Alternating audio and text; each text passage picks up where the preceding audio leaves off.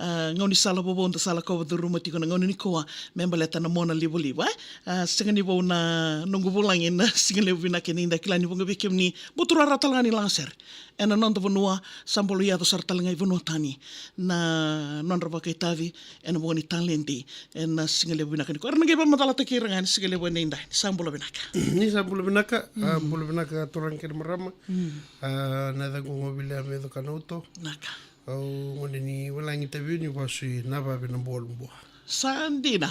Na boleh besar na numni ngau na pinaka bil na numni ba yotaka di naman tangani sa bakaraw sa taltunga mo sa wondo na wanga. Ngayong gebana nanulis talemay. Mulis talemay na sigani ko ba mimi na sigale bending dai. Di nangani oso sa tikong beka paro taltinga ng walindelan ya bo bin binakabali bikim ni sila numni ngau ni ba yotaka. Me ni may tikaraw ni sigale ni ko ya woti ko ni kenan daw runga din na servo memo ay bo watake spring and singale bo bina keninda bil tal nota kamanda nangono so taba kinana no mutalen de bina kango bang daw nilang sir nakana langser sa dito in the blood oh sa matato na no kaya din do nando bulser talaga ko niliu ron sumbumba kamay may wato boleto no bulser no bulikin na university ni deba sa may ado patulungan ngo sa may buru-buru tu nimbula ni bubale atalaga kina na buku ni bisa sangalalai bisa sangaliliu napa bina kanin tambo kalungan tani sultu weekend suni sul nanda bulu kila hindi na sara ngona tabo niya bita patakin nandun ano matin nung nikat katon ngona ambaki rose bundo tolu kasi karon yang baki na university ni deba matay ni ngona mbi patakin na katoni sangita budi talaga kila matay nito album yan sar kila ni doka ito kortono ikandar may sangani asi anawuli niya wuli na university nda ni pasiwe ka niya wuli danga kinan na listening ko baka daw lang ser se balatan na ser na music taman ni vidala chile buli to may university ni daw buli na rono unit so double mid na accounting na information system sila kila baka mona libo hindi na sir au yo do warta kabali endo yak talaga na buli na sonanguna na sona sala ndandu mbiuki na ili babutukan kita na nanda sasanga hindi na sir bala tanangon kita tikubuki na sangiti ko baka ang tikicho na mona libo oh right kambura kita ni tumba na labi na nanda ibuli bala tango na wiki mami nando ni wudu na ni mami siya ko sa ni mami buli sa may bulo buli kina bisi nganta pa pinapila kan himbo yang atokil na buli bikim ni rangon bulo makuko iyo di na sara bikim ni nando buti tapi tuh menangon ko sana vida tuh nanum nikat kato ni bil sabi bacu dekat kato ni 5 sa bulo corona sere sa chukituba kono gue santina sakay chukume dono Kailan man sana kayo untulugan nandun na si Kagorni.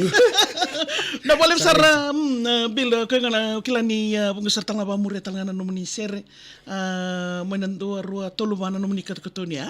Anding kita kaman David na Sir ko libo pamuri ko bukan libo sarkin ratalita ka bukan libo kano mo sambitaw dito ma.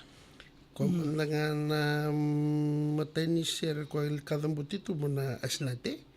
Oy, kada mo ito na isa asinate mautsa sanggi release nito mula kung namatay ni si karon ni single na album na Tangmudia sandi na kita lebida na sin makusoy lasa chuko so na sir sanggi ramerongo da chuko ro sa release makawa oy sandi na andana sir ko na yalugwe na yalongu kede kokauta así release makawan ta kana sira yang gi dole kena de wirmen kondo makana DJ makangi remix ta ko sangi me kilay na sira ba binabina kani Nando vito ko ni boli na nanda panu pakatala kini bi panu tan na nanda sira bikin nanda ni budu kaya balu asin nati sir tagiting ko ramaramangan ni ni ngaus marami kandam iso boleh sar mo kaya boleh ko na sir ni kaya ngaus ako nga Yung sa kanin buwar sa. So, orto na bula, serta itu. Ya kan din todo ko ya vikim nin do bodi tigo main singa bina kani kuwa sana bukan ni bina tu kina andaru vital no to kan berni indaru bi wose to ber na we kan daru barro to kan singa bini ko nya barri ta tigo ni baro tal tigo na nomnika ta toni. Ngona ta bambe ke kim sana na mo kitu kina. Ya nangono ko sa katono tu la karon share me release, release tu na bula mengko. Sa libu tu langona. Iki ndolongona libu kimi mga taga kila katoni ndo bando na album. Di na sara. Kimi pambimbin sang libu ni mga soso kimi sa release tik share ndu tunga. Oh, isa na raw talaga. Sana raw talaga. Saan din akilan yun ni barita ka niya buli. Hindi ito may nabuli ang gahi sarawan yun ni barita ka na koso niya kosto ka kin may university. Bata kinano mo ni talendi bakan daw nilang sir. Talendi ang sarawan ito ka kinaya kaya sa solisarang may daki. Na numubuli kina numubuli dato na tikinaya saro to bina ke rebuiro robot sartal nga kina burubura ni mon liwili na sala ko kina nangono ko baburi labutal nga si baby na au rongo to ko mo pamadal tak me ngi wak sam tak sara libno na ngoni sala ken dambu kina se solo bono ken dambu kina ken dana no mani vitala chibikena dir sara ken sana no me sava tungango bendale wato ko bono datoskin tu vani sara tunga mai veki nangona iku sana le adili ungereles da gere da ni bikake dia tu bani ngamai na kiti sara iyo balatani mo sema ba kibina non tabambuta ni nakalu itu bana tu nakambali chikenda iya di nasar ko na nangonum dangango o babina kani sampai bulu to ko bubali bina langsir right matato bina kana kena ya kene mbal ni uredi kem ni talatong andon kana ni bulom binak iya mata ini kan baleta nyoni la ko mene no bulom ngir ngota talatong gor nyongi sama taltingo ni ko satiti taltingo mena kor iyo sa wala itoknya oi sengai evina ka mantanga mintambo reza mata na voto iya ngon ta singani reza solo bono bango dar ni kay ngau ya pekem ni nanto bodo tigo maina singa lebo bina kani ko memo ai wo kiro vital no tigo kena ke build ka auto ko sartal nga na ililiw ni mata serena na KKU ni bambal ta manda na KKU wala kala katek nga na ya dambala ko kula ki ulu ibu ya me baleta nga ni na kena makite te kena matsere babimbi bibonota ni bisonta matar singklan non bosa ento era rotel nga bikito ni kito po mga takamento na brand balita ni nguna taruin kino po we have a story behind it hindi na sa nakanay pa kumadal makangko nilibor pa taro kami po sa tsiko nakakimi pa madal takina nakula kiluy yan na kalimbalimbala nga na kula na non tumon mo na tikino buya na bono edab tumikino nungula luy buya tsiko may imbuwa kaya na tsiki na kula ki luy buya matatabi na ka na kya na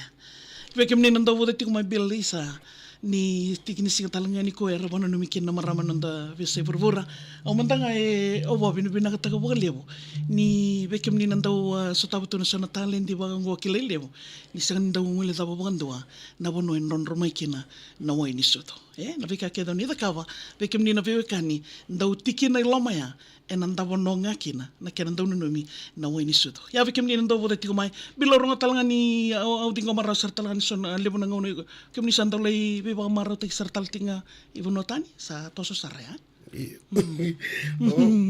Babida ka di sona hindi nalalain tanda usulya. Nalungan ng bala bulang sa refrito kay nandito wala ni biba maraw tayo nga gurun doya na tilyo na onyx Nasongko lang sir kinusindusumi. Ang lang sir po limbaleta na po na niyo kilatsu ko nirangolit ko may balang ikwera bikaw tsuk may. Ang kisanga tsuk mendo na link mulante ba yan mendo no tama tumubital no bata may kutsi sando. Karuan ba kanok lang sir. Ano to wala mer matser solo matser may Amerika. Karong gibiso tar sara kinugo ijen. Sa tarong yung sarapon tudulo ka. Una da pa nagito kinabalang inakikiyo. Sako sar nga ala vital. Ngay kailan ba kita raba sa matay ng gutua 2018.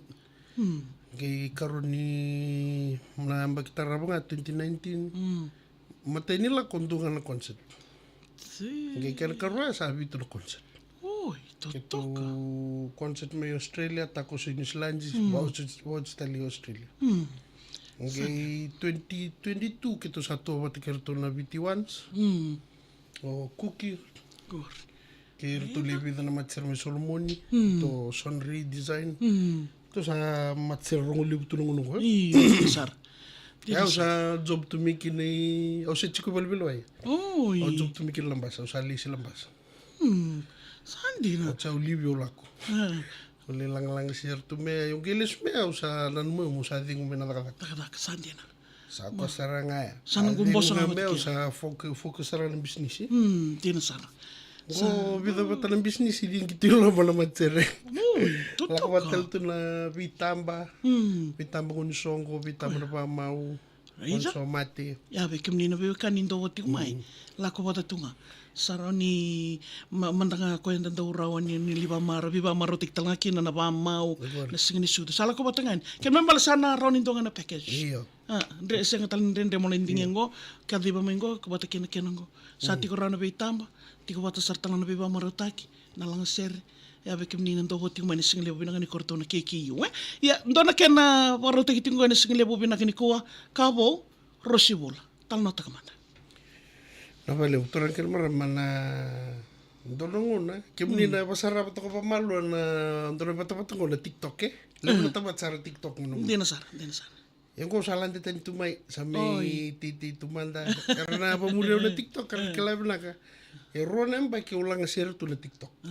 Sandi na. Doto ka nung mic pakati ko na mic to ko bikay nung Na. Doto nung kita sa ginto nung kata ka lang giring-giring siguro na duwaro ka na TikTok. Sandi na. Ang giring-giring to ko eh, di ngiti ko may na audience. Pero nang nyubiti, doon na lin balang. Ko at siguro Australia. Yo ko bawa at siguro nyubiti. Oy. Isa. O siguro nang kay ro sa kamen sa kamen ni todo ko na nung rumbul ni pakawat. Rumbul Beni. Sa kay rongo da sarto ko kay balang ni undo pula sir. Kay kero ko mo langat doon na sir. Yung buki da se umuwi da na sir, me kako ni bipadadan, Inak. me express tak nga si wasya na kahit tulong may marami. Yo, nanguna upala chikin na sira, nanguna talaga, wala ko durumatikin ang tanangunan din re. Yo, sangi wakia pa talaka, bita mo ko kaya laka wala ko durumatikin kayo. Baka me sota sar. Me sota sara. Sandi. Au sangi bita pa talaga kanser. Ni usami ngono sa ambitan ni ko nagkaganser kan lang. Ni soro pa sarang ko katangi. No maram ni balag ko. Uy. Sana lagi kila to ko so no sa bawa timbatan ni bawa titaw kita lang Nung ko nagken roital no na kenital no maram ko gi iko na ro ko na kanasir. Kaya ngan repolyo o maram ko meng sota bendo mengi. Pabutukan ikin nanan dondo mo beka. Andre bambe ko mekele. Andre to melomani. Mekele na tomba marabo. Gori. Isa. Sandi. Kage membi batikin na sira ki Rosibula. Sandi. Yabi kam ni nando bolet ko may na kan ni single level vina kaniko na nandaru iwasin ningaw na ni vakata. Memo ivo. Vata ke sprint en single level vina kaninda. Ito sa narungo sa rasarani na salni kakamburakin na VT FM en single level vina kaniko ko wanu ni vina kangona kina. Vekem ni kada sarna wikando ni ndo bolet ko may daw nana makitiko na ken rongodi na serre vekem ni na wikando ni warong to kumain na singilebo vina kanikuwa ka sanu itakital nga ni oni na marotaka na rongo da sartal nga na serongo rosibula en nomuni sal ni kakamburaki na VTFM gona kena lang orto na KKU vekem ni na bebekani ka konyo ngulidava ka kotalanga nyo lakotani sema tigo makina en sal ni kakamburaki na VTFM na singilebo vina kendendai.